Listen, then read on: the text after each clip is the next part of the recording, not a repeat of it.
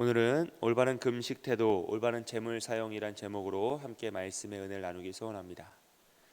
산상수훈은 예수님이 이 땅에 오셔서 가르치셨던 모든 말씀의 집약체다라고 보시면 되겠습니다. 너무 중요한 내용들이 많이 있고 예수님이 3년의 공생애 통해 지속적으로 말씀하셨던 모든 내용이 이 산상수훈에 다 담겨 있습니다. 그 산상수훈의 내용을 전체적으로 이해하기 위해서는 그 구조를 조금 더 이해하고 말씀을 보는 것이 훨씬 더 그 내용을 온전히 이해하는 것에 도움이 됩니다. 예수님은 산상수훈의 처음 시작인 마태복음 5장에서 팔복을 통해서 사람들을 말씀으로 초청하십니다. 이 팔복은 예수님이 꿈꾸셨던 인간의 모습, 인간상에 대한 그 온전한 신앙인의 삶에 대한 그 상을 그리는 것이죠. 그래서 팔복을 통해 예수님은 사람들을 말씀으로 초청하시고 이 초청된 사람들에게 빛과 소금의 정체성을 주십니다. 예수님 안에서 이제는 이전과 완전히 다른 삶을 살아갈 것인데 그 삶을 살아가는 가장 중심인 정체성이 바로 빛과 소금이었습니다. 이렇게 예수님의 말씀에 초대되고 새로운 정체성을 가진 사람들은 이제 율법을 통하여서 율법에 그동안 매여있던 그 율법이 아니라 율법의 진정한 의미, 예수님 안에서의 율법의 완성이 무엇인지를 배움으로써 온전한 삶의 기준을 배웠습니다. 새로운 정체성을 가지고 새로운 삶의 기준을 배운 사람들이 이제 6장부터 시작하여서 새로운 삶에 대해서 진정한 우리가 이 세상에서 어떻게 살아가는 것이 하나님이 원하시는 삶이고 진정한 말씀의 완성, 율법의 완성의 삶인지를 그 삶에 대해서 쭉 가르치시는 장면이 나오는데요. 특별히 오늘 부분은 그 중에서 외식의 구조를 가지고 있는 그 신앙에 대한 내용 중 금식에 대한 내용이 마지막 처음 부분에 등장을 하고 후반부에는 물질에 관한 내용을 다루고 있습니다. 예수님은 외식이란 구조를 통하여서 구제와 기도와 금식이란 이 세 가지 내용을 가르치시는데요. 이 외식이란 구조를 통하여서 진정한 신앙이란 것은 무엇인지 형식만으로 되는 것이 아니라 그 형식 안에 본질적인 내용이 담겨야 함을 강조하고 계십니다. 즉 그 당시에는 외식하는 자들은 다 형식주의자였거든요. 그러니까 형식만 가지고는 온전한 신앙을 가질 수 없고 하나님 앞에 칭찬받는 믿음의 삶을 살아갈 수 없다라는 것을 가르치시는 거죠. 여러분 어린아이들이 한번 놀이를 하는 모습을 한번 생각해 보세요. 병원 놀이를 하고 있어요. 그러면 의사도 있고 환자도 있고 아픈 것도 있고 주사도 있고 약도 있어요. 자기들끼리 속닥속닥 하면서 이렇게 다 환자하고 병원 와서 의사 하잖아요. 하지만 그 가운데 뭐가 없습니까? 본질적인 의미가 없어요. 내용이 없죠. 즉 진정한 의학도 없고 치료하는 약도 없고 그가 아플 때는 어디에 가야 됩니까? 소꿉놀이를 하는 것이 아니라 진짜 내용이 있고 본질이 있는 진짜 병원에 가야지만 우리의 육체의 연약함을 고칠 수 있다는 것이죠. 마찬가지로 형식만으로는 우리의 신앙을 온전히 세울 수 없다는 것입니다. 예배도 있습니다. 찬양도 있어요. 심지어 기도도 있고 말씀도 있습니다. 하지만 본질적인 핵심, 내용, 믿음이 없다면, 진리가 없다면 그 형식은 진정한 신앙이 아니다라는 것이에요. 종교적인 형식은 완벽할 수 있습니다.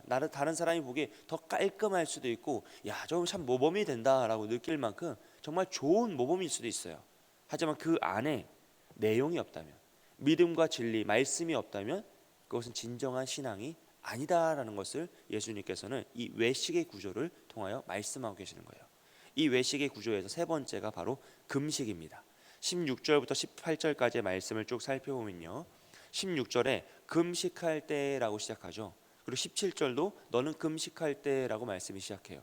그러면 예수님이 지금 금식을 거부하시거나 금식을 막으시는 것이 아니라 금식을 할 수 있다라는 것을, 금식을 해도 된다라는 것을 찬성하고 계신다는 것을 우리는 알 수 있어요.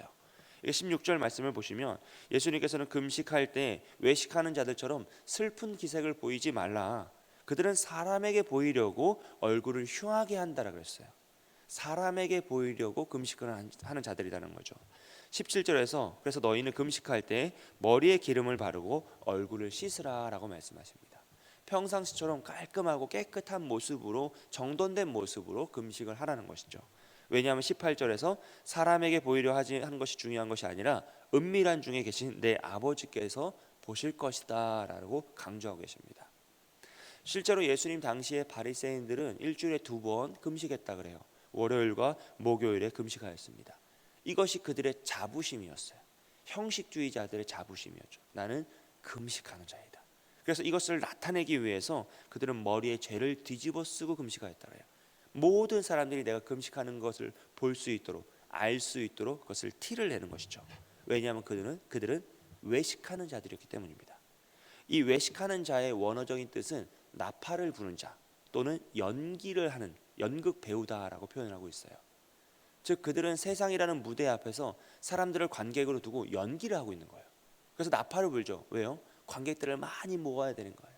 많은 사람들에게 내 모습을 봐라. 이것을 보고 너희는 이곳에 모여서 나를 칭찬해라 라고 하면서 지금 나팔을 불면서 연기를 하고 있는 것이에요. 그래서 그들에게 진정성이라는 것이 없습니다. 그들에게는 형식은 있지만 모든 구조는 다 가지고 있지만 그 본질적인 내용, 믿음과 신앙이 없는 것이죠. 이 외식의 구조를 6장에서 쭉 살펴보면 2절에서는 구제에 대해서 말씀하시고요. 5절에서는 기도에 대해서, 16절에서는 금식에 관하여 말씀하고 계세요. 근데 이 외식하는 자들의 특징은 무엇이냐? 사람에게 보이려고 이 모든 것을 한다는 것이에요. 다른 사람에게 보이려고 구제하고, 다른 사람에게 보이려고 기도하고, 다른 사람에게 보이려고 금식한다는 것이죠. 그런데 반복적으로 계속되는 말씀은 무엇이냐면 4절과 6절과 18절에서 은밀한 중에 보시는 내 아버지께서 갚으시리라 했어요. 무엇입니까? 사람을 보는 것이 아니라 하나님을 바라보라는 것이죠. 결국 이 외식이란 구조는 사람과 하나님의 대칭 구조, 대립 구조를 가지고 있습니다. 사람을 바라보면서 살 것이냐, 하나님을 바라보면서 살 것이냐, 우리의 인생 가운데 정말로 우리가 사람에게 집중할 것이냐, 하나님에게 집중할 것이냐, 이 두 가지를 계속적으로 반복하고 있는 것이에요. 그리고 예수님은 이렇게 외식하는 자들을 향하여서 보물을 땅에 쌓아두는 자들이다라고 표현하고 계세요. 이 사람을 바라보며 이 땅에서 외식하는 자들은 자신의 보물을 땅에 쌓아둔다라고 말씀으로 표현하시는 거죠. 여러분, 우리는 누구나 다 보물이 있습니다. 이 보물은 물질, 금은보화 물질만 이야기하는 것은 아니에요. 우리의 인생과 시간과 노력과 모든 것을 다 투자해서 산 그 무엇이 바로 보물이에요. 어떤 이들은 정말 금은보화일 수도 있고요. 어떤 이들은 자녀가 보물일 수도 있어요. 내 인생을 다 바쳐서 자녀를 사는 거죠. 어떤 이들은 자신의 야망일 수도 있고, 성공일 수도 있고, 사회적인 명성일 수도 있고, 지식일 수도 있습니다. 그런데 그 모든 보물을 사람을 바라보며 쌓았던 자들은 다 어디에 쌓았다고요? 땅에 쌓았다고요. 그리고 이 땅에 쌓인 보물의 특징은 무엇입니까? 누군가 훔쳐갈 수 있다는 것이에요. 사람이 도둑이 들어서 그 모든 걸 한순간에 다 훔쳐갈 수 있다는 것이죠. 또 도둑이 들지 않는다면 뭐가 생겨요? 벌레가 생겨서 하루아침에 사라질 수 있다는 것이에요. 이것이 이 땅에 쌓아진 보물의 특징입니다. 여러분, 연극은 영원하지 않죠. 연극은 시작 시간이 있었으면 끝나는 시간이 있어요. 우리는 이 땅에서 유한한 존재들이랍니다. 모든 사람은 이 시대, 이 땅에서 하나님이 허락하신 생명의 시간만큼 시간을 보내지만 다 끝이 있다는 것이죠. 연극이 끝나면 연극 배우는 어떻게 됩니까? 무대 위에 계속 서 있습니까? 아니요. 자기의 일상으로 돌아가게 되어 있어요. 연극이 끝나면 모든 것이 다 드러나게 되어 있습니다. 마찬가지로 우리도 하나님이 허락하신 이 세상에서의 삶에서 하나님의 그 시간이 끝나면 우리는 모든 것이 다 끝나고 하나님 앞에 온전히 서야 되는 그 순간이 있다는 것이죠. 그때 이 땅에 하나님이 허락하신 그 시간 동안 사람을 바라보는 것이 아니라 하나님을 바라보며 살아가는 자는 그의 평생을 바쳐 산 그 보물을 어디에 쌓아뒀다고 합니까? 하늘에 쌓아두는 것이에요. 그 하늘은 벌레도 생기지 않고 도둑도 그 보물을 훔쳐갈 수 없고 하나님의 상급으로 쌓여서 하나님이 우리를 칭찬하실 때 최후 심판 가운데 칭찬하시는 그 증거로 삼으신다라는 것이죠. 여러분, 오늘 우리는 누구를 바라보며 살아가고 있습니까? 사람입니까? 아니면 하나님입니까? 입으로는 하늘에 쌓아둔다라고 표현하지만 이 땅의 것을 더 소중히 여기면서 우리의 인생을 투자하고 있지는 않습니까? 여러분, 우리가 애쓰고 노력하는 그것이 바로 우리의 보물이에요. 우리가 온 마음을 다하여 사는 바로 그것이 우리의 보물이란 말이에요. 그래서 우리 보물 있는 곳에 우리의 마음도 있다라고 말씀하시죠. 20절 후반부에 보면 눈에 대해서 말씀하세요. 눈이 밝은 자가 몸이 밝다라고 말씀하시죠. 이 눈은 곧 우리의 마음을 의미합니다. 우리의 마음이 어느 곳을 향하여 있느냐에 따라서 어두울 수도 있고 밝을 수도 있다는 것이에요. 사람을 바라보며 사람에게 마음을 쏟으며 이 땅 가운데 보물을 쌓고 사는 자는 어두움 가운데 처할 수밖에 없다는 것이고, 우리가 하나님을 바라보며 하늘의 상급을 쌓은 자는 이 땅에서 비록 너무나 힘들고 지칠지라도 이 땅 가운데 빛 가운데 임하며 어두움이 아닌 하나님의 말씀 앞에서 그 빛의 길을 따라서 한 걸음 한 걸음 나아갈 수 있다는 것이죠.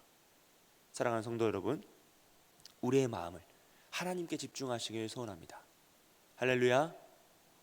우리가 특별히 금요일성 집회로 결심이란 주제로 함께 나아가고 있지 않습니까? 우리가 마음을 다하여 하나님께 집중하기를 결심하셔야 돼요. 그래야지만 이 어두워져가는 세상 가운데 우리의 마음이 길을 잃지 않고 마음이 실족하지 않고 오직 말씀 가운데 진리의 길을 찾아서 형식주의에 빠지지 않고 본질적인 믿음과 신앙을 지키며 한 걸음 한 걸음 나아가고 그 삶을 하나님은 하늘에 보물을 쌓아둔 삶이라 하시며 칭찬할 줄 믿습니다. 이 어려워가만 가는 세상 가운데 흔들리지 않고 오직 믿음으로 하나님만을 바라보시고 하늘에 보물을 쌓는 저와 여러분이 되시길 주님의 이름으로 축복드립니다. 함께 기도하겠습니다.